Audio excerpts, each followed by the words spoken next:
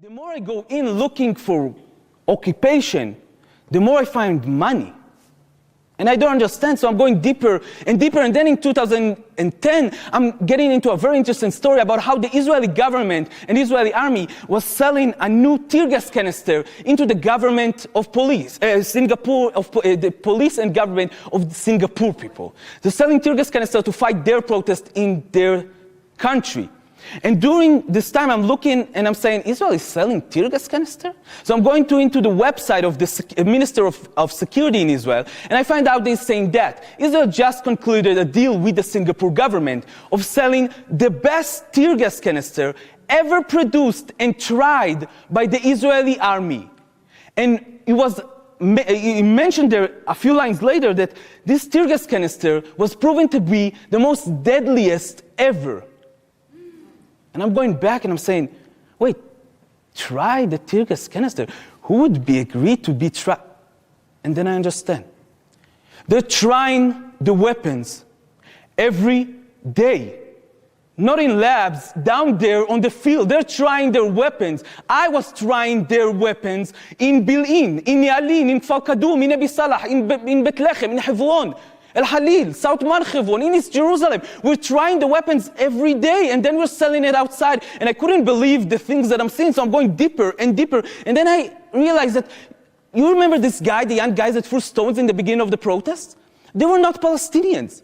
They were actually an undercover unit of the Israeli army, looking like me, Arab Jews, disguising as Palestinian inside these villages, starting a riot, starting something, so the Israeli army will have a good excuse to start shooting the place up and testing the weapons. And the more I go, the more I can understand, is this for real? How long is it going through? How much money are we making? And I'm going in, and then I discovered in the last 40 years, and this is a very, very partial list, this is the dictatorships and regime that the Israeli government and the Israeli army is trading weapons with, trading knowledge with, trading technology, or training their soldier by themselves in those countries. In the last 40 years, we were involved in the worst dictatorships and regimes in the world.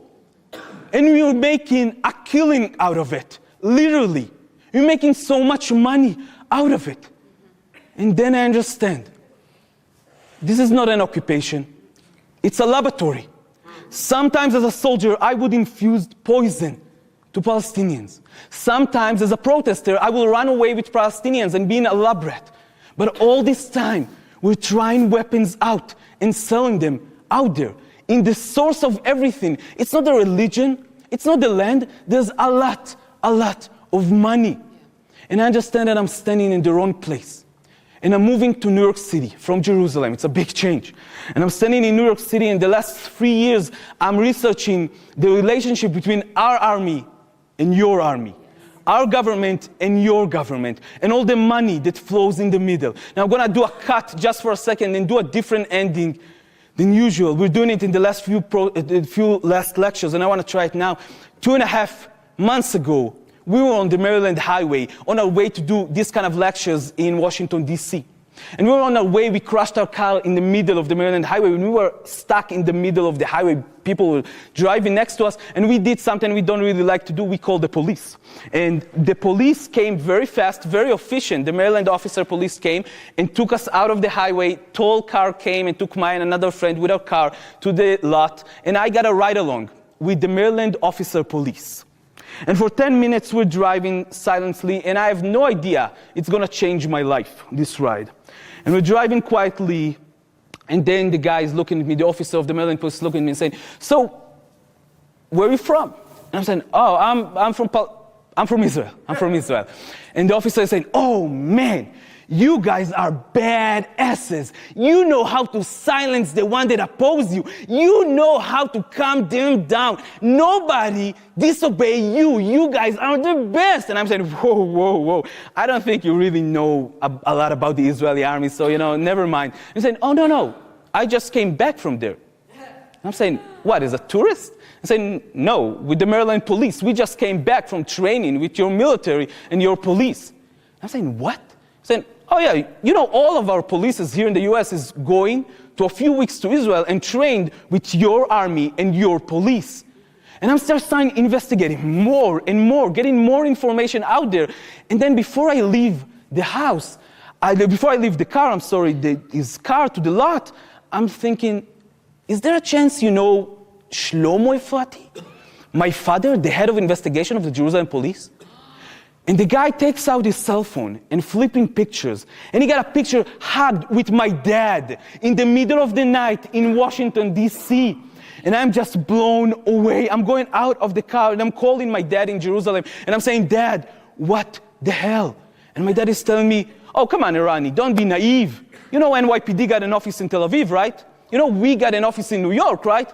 Come on, we're working together to protect you. And then I understand. It wasn't the first time, but that was my closure. For years, we're doing this kind of lectures, very different kind of lectures, and talking with communities here in the US, telling them that all they need to do is take care of their community and it's going to be fine. Every one of us will take care of our community. But you should know that, what's going on in Palestine is a humanitarian crisis. And I'm going around and I'm telling them, I learned something growing up. All of us want to be on the right place at the right time when history is knocking on the door. And history is knocking right now, really loud in Palestine. And all of you need to be on the right side on this humanitarian case. But not this time. If you don't care about Palestinians after these lectures, I don't care. And if you don't care about us, Israelis asking for your help to stop the apartheid regime in Israel, I'm fine with that also. But you guys should know, you are next in line. The next one who will die from a tear gas canister into his chest will be in Zuccotti Park, will be in Denver, will be in Oakland, in San Francisco. It is happening here already. It's happening to different people, to people of color, to immigrants. In this country, it's already happening. You guys are next in line. The next one who will die out of brutality of the police will be one of your sons or your daughters in a protest. Because they're training together. Your police training with our army. Our army is training them how to take care of the enemy. Because Palestinians are our enemy. But when they're coming back, you are their enemy. All this time, when we are taking care of our communities, I was taking care of mine and you were trying to take care of yours. The government, the police, they were organizing together globally to oppress us. We need to start organizing globally to resist them. And that starts in Palestine right now. Stopping the training there will stop it here. This is why I joined in 2005 the civil society call of the Palestinians for boycott, divestment, and sanction on the state of Israel, taking it out from the source, non-violently from the money, taking the money out of the equation. How many lives can we save?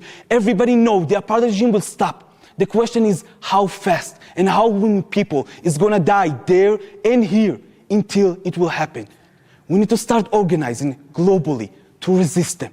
I hope you'll join us to the call of BDS, and thank you very much for your time. Thank you.